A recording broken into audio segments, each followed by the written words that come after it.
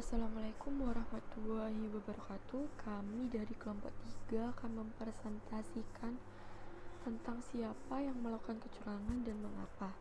Berikut nama kelompok kami: Putri Irdasari Lestari NIM 250, Dinda Novianti NIM 171, Maharani Ayunarko NIM 218, Debbie Fatmawati NIM 162, Mahira Ilmi NIM 247, dan Muhammad Syahrial Firmansyah NIM 157. Siapa yang melakukan kecurangan? Penelitian menunjukkan bahwa siapapun dapat melakukan kecurangan. Akan tetapi, sebagian besar pelaku kecurangan memiliki profil yang tampak seperti orang jujur. Pelaku kecurangan lebih berpendidikan, lebih religius, lebih sedikit memiliki catatan kriminal, lebih sedikit kecanduan obat terlarang, dan mereka juga sehat secara psikologis. Berikut merupakan gambar segitiga kecurangan. Dan berikut penjelasannya.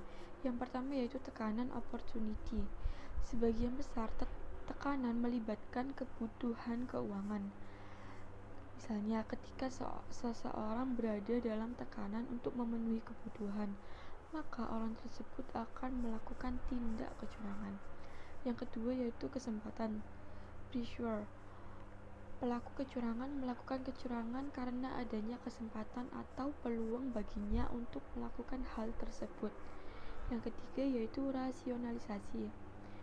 Pelaku kecurangan membenarkan bahwa apa yang dilakukannya itu tidak salah. Hal ini dilakukan pelaku untuk membuat orang lain percaya bahwa dirinya tidak bersalah. Menurut para ahli kecurangan, elemen tekanan dibagi menjadi 4 kelompok utama, yaitu yang pertama tekanan keuangan, yang kedua tekanan perbuatan jahat, yang ketiga tekanan pekerjaan, dan yang terakhir yaitu yang keempat tekanan lainnya. Tekanan keuangan. Tekanan keuangan merupakan tipe yang paling umum melakukan kecurangan. Hal-hal kecurangan yang menguntungkan pelaku dalam tekanan keuangan yaitu yang pertama sifat serakah, yang kedua kebutuhan keuangan yang tidak terduga, yang keempat hidup di atas rata-rata gaya hidup orang-orang pada umumnya, yang keempat tagihan yang tinggi atau utang pribadi. Tekanan untuk melakukan perbuatan jahat. Tekanan perbuatan jahat merupakan jenis tekanan yang terburuk yang memberikan permasalahan. Timbul adanya tekanan untuk melakukan perbuatan jahat seperti judi, obat-obatan terlarang, alkohol, dan hubungan di luar nikah. Tekanan ini memberikan efek ketagihan dalam melakukan kejahatan untuk muncul hal kecurangan. Contohnya, manajer melakukan penggelapan obat-obatan di dalam brankas di perusahaan mereka. Tekanan terkait pekerjaan. Tekanan pekerjaan merupakan jenis tekanan dengan tindakan kecurangan oleh beberapa orang yang dimotivasi diri mereka sendiri. Faktor-faktor yang mempengaruhi yaitu sedikitnya pengakuan terhadap kinerja, adanya perasaan tidak puas terhadap pekerjaan, ketakutan atas kehilangan pekerjaan, keinginan mendapat promosi, dan merasa dibayar tidak semestinya telah memotivasi beberapa kecurangan. Tekanan lainnya. Kecurangan disebabkan oleh tekanan lain seperti gaya hidup yang berlebihan atau tantangan untuk menerobos sistem. Dan saat kita merasa bekerja terlalu lama dan dibayar terlalu rendah, kita bisa bertindak serakah dan menginginkan lebih.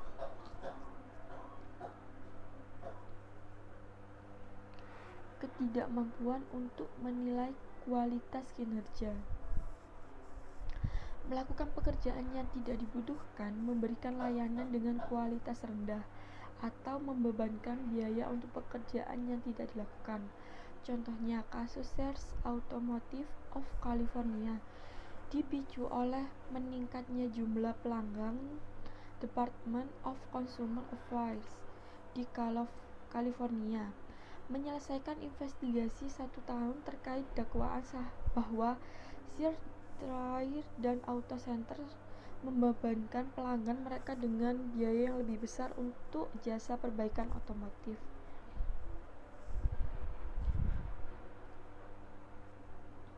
Alasan untuk memberikan sanksi tegas terhadap kecurangan.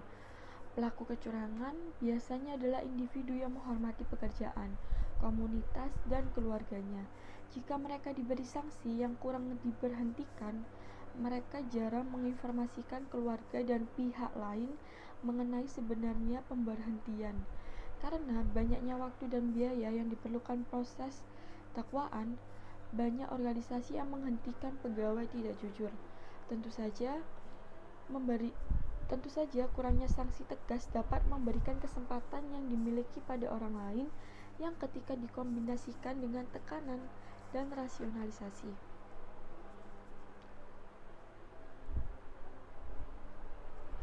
Kurangnya akses memperoleh info.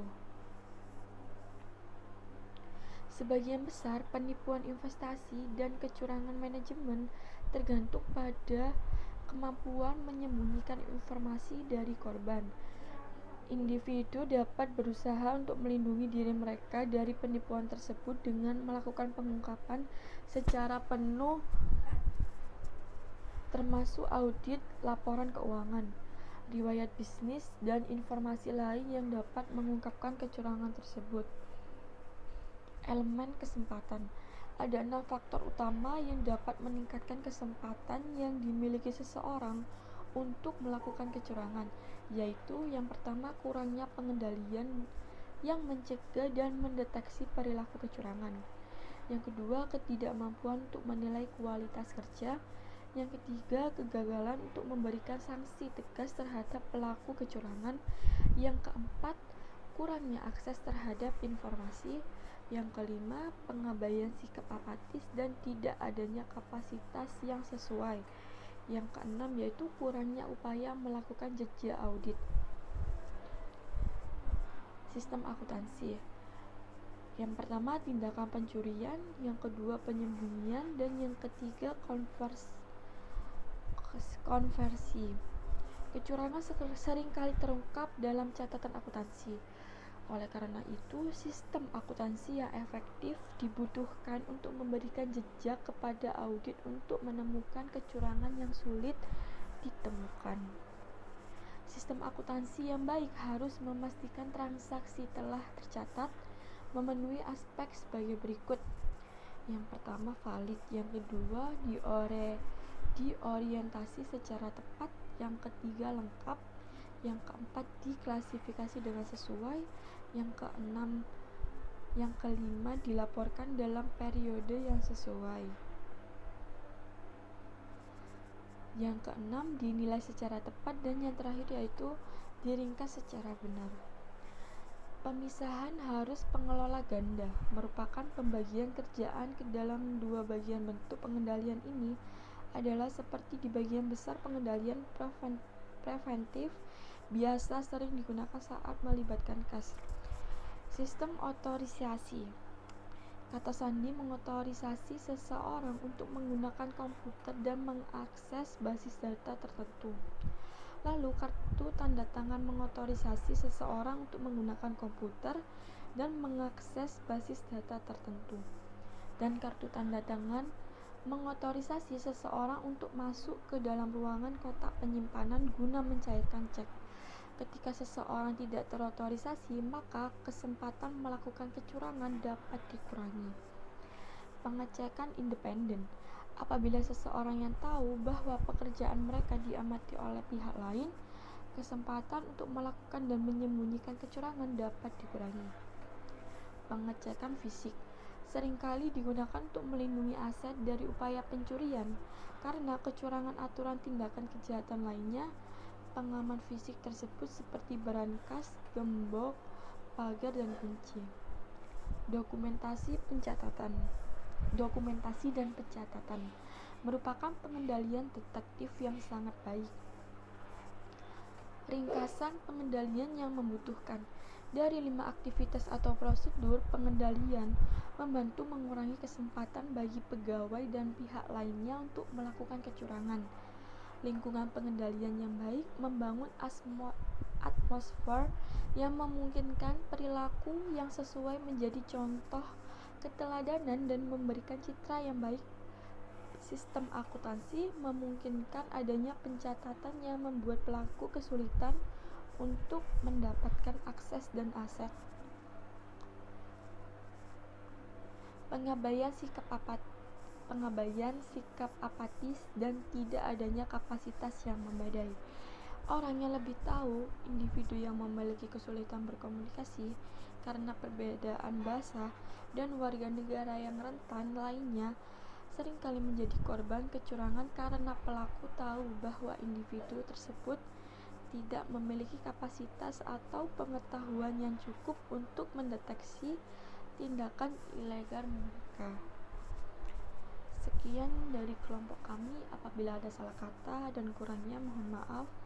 Terima kasih. Wassalamualaikum warahmatullahi wabarakatuh.